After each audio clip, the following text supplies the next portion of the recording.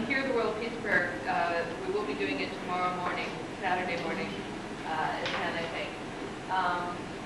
So this is my 72 Hours for Peace, which is a URI initiative and a World Peace Prayer Society initiative around the world. The Friday, Saturday, and Sunday of the new millennium, the holy days of the Abrahamic religions, will be called for nonviolence between nations, in the streets, in the homes, nonviolence for 3 days on Earth. And so it's also my Goddess 2000 project, and the mural was actually 8 foot by 9 foot on 3 by 8 mahogany panels, so we like to carry it around to ritual. And the objective is to bring images of the female divine back into the world. So there are a tremendous number of wonderful projects going on all over the world. You can go to goddess2000.org. There's lots of information there. And 72 Hours for Peace, you can find out more about at united-religions.org or at one of the URI booths here at Parliament. Thank you. Well, I would like to begin this presentation just getting a show of hands of how many people here have heard of Brigid either as a saint or as a Celtic goddess. I can get a show of. Oh, good. Well, hopefully I will share with you some things that may be new for you, as well as there'll be a time for interaction at the end, where perhaps some of you will be willing to share some of your own experiences working with her. My name is Selena. I am from the United States. I am a Wiccan priestess and the senior minister at Circle Sanctuary, which is an international Wiccan church that is headquartered on a 200-acre nature preserve in southwestern Wisconsin, which is in the north central part of the United States. My own background is multicultural as well as multi-religious. I'm descended from Roman Catholics that came and settled America for religious freedom, as well as Puritans and Quakers. I'm also descended from the Slavi tribe, or the Cherokee, who are the indigenous people, woodland peoples from the eastern part of the United States.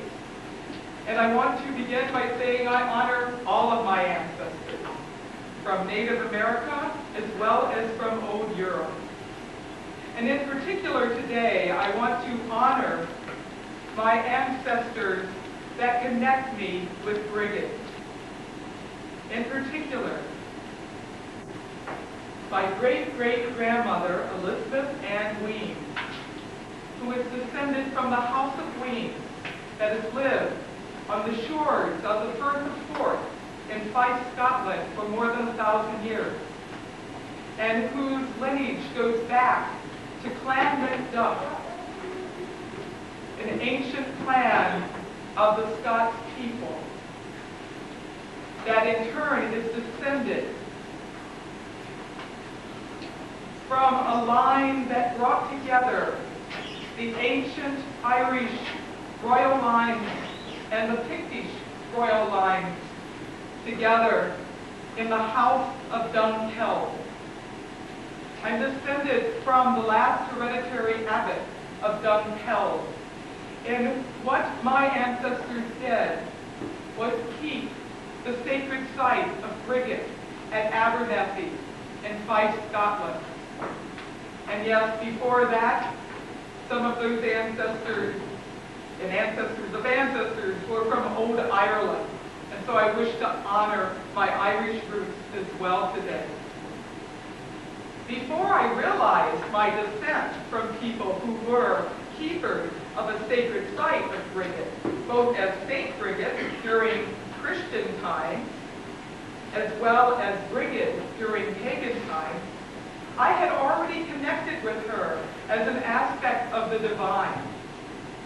I had connected with her as Saint Brigid through my connections with the Roman Catholic world, and I had connected with her as Brigid through my connections with the pagan world.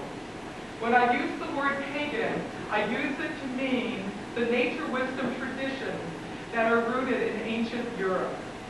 There are some dictionary definitions that have some other meanings of pagan, like we aren't religious, has no morals, I'm not using it in that way. I'm using it from the old Latin, agani, dweller in the country.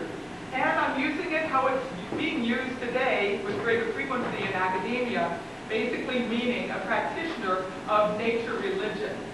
And in particular, I'm talking about contemporary nature religion that draws on the ancient roots and weaves them together for our contemporary times. I would like to invite those of you who wish to do so to be in a prayerful mode according to your own spiritual tradition or philosophy. Or if that doesn't feel right, then you can watch me. And I have an excerpt from a traditional invocation of Brigid. It comes from a collection of ancient Scottish invocations, chants, and poetry that were collected in the last century from the folk in the Highlands and the west part of Scotland. This is from the chapter known as the Supplication of the Saints, and this is known as the Praises of Brigid. Brigid of the mantles, Brigid of the peace, Brigid of the twining hair, Brigid of the augury, Brigid of the white feet, Brigid of calmness, Brigid of the white palms, Brigid of the kind, Brigid woman comrade, Brigid of the peace, Brigid woman helper, Brigid woman mild, Brigid of the mantles, Brigid of the peace, Brigid of the twining hair, Brigid of the augury.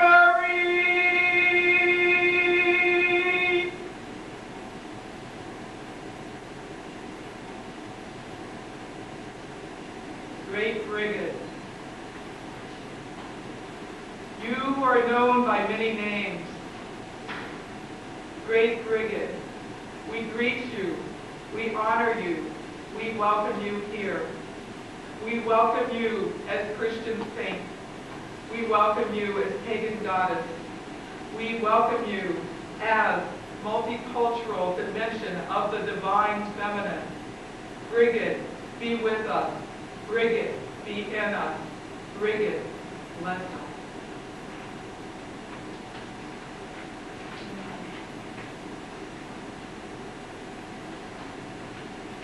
Brigid. Who is Brigid? If you go into the Celtic text, you're going to find a variety of tales as well as theories.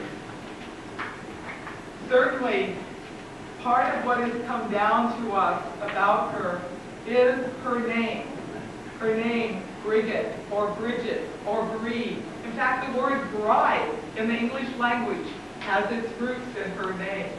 So every time you see a wedding and you hear, here comes the bride, bride, breed, Brigid. It's one of her manifestations.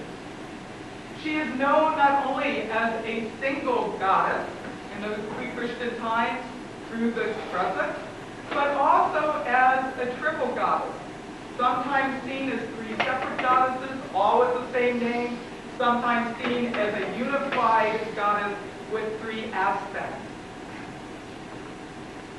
The goddess of inspiration, she who guides poets and seers, she who inspires prophecy, augury. Brigid, the healer, she who brings wellness, protection, fertility, she who blesses women who are pregnant, women who are giving birth, she who blesses crops and fields and livestock. Brigid, of the smith arts, of the forge, of blacksmiths, of making ale, of weaving, of dyeing wool. She who guides craftspeople in their work. So she of the crafts, she of healing, and she of inspiration. For me, I see them as all part of one Brigid. Her name, many say, comes from a title rather than a forename.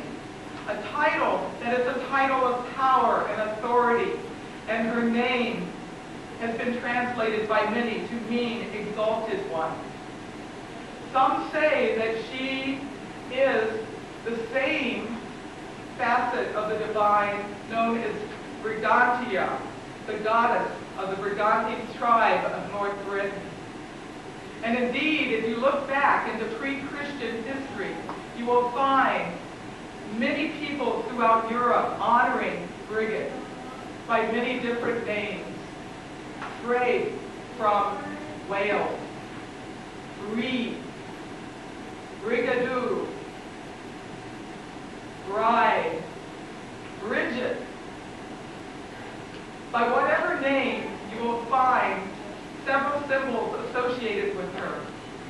The sacred flame, fire, illumination, and she is very linked with that illumination, that spiritual flame, not only in pagan times, in Christian times, and in contemporary times where we have both pagans and Christians honoring her.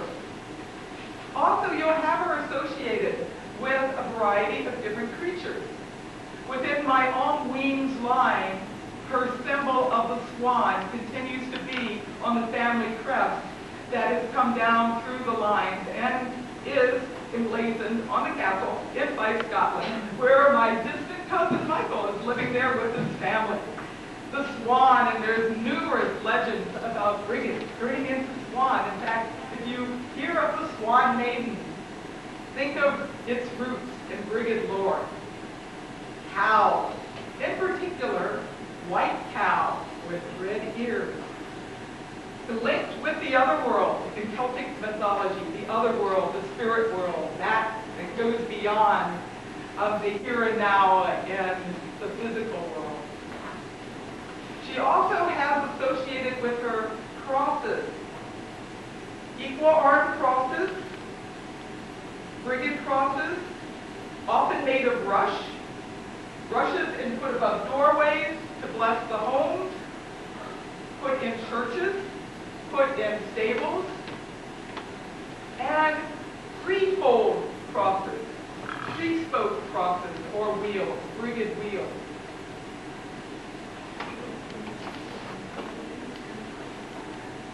Maybe I can even draw. There we go.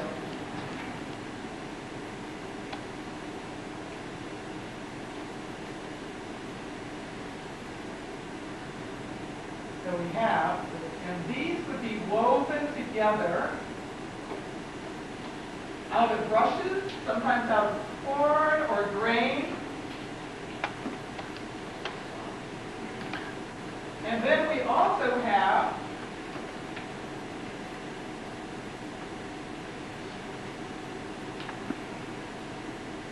back, and sometimes it takes the form of 3 spirals all woven together like this. So those signs have been associated not only with Brigid, but with the saint Brigid.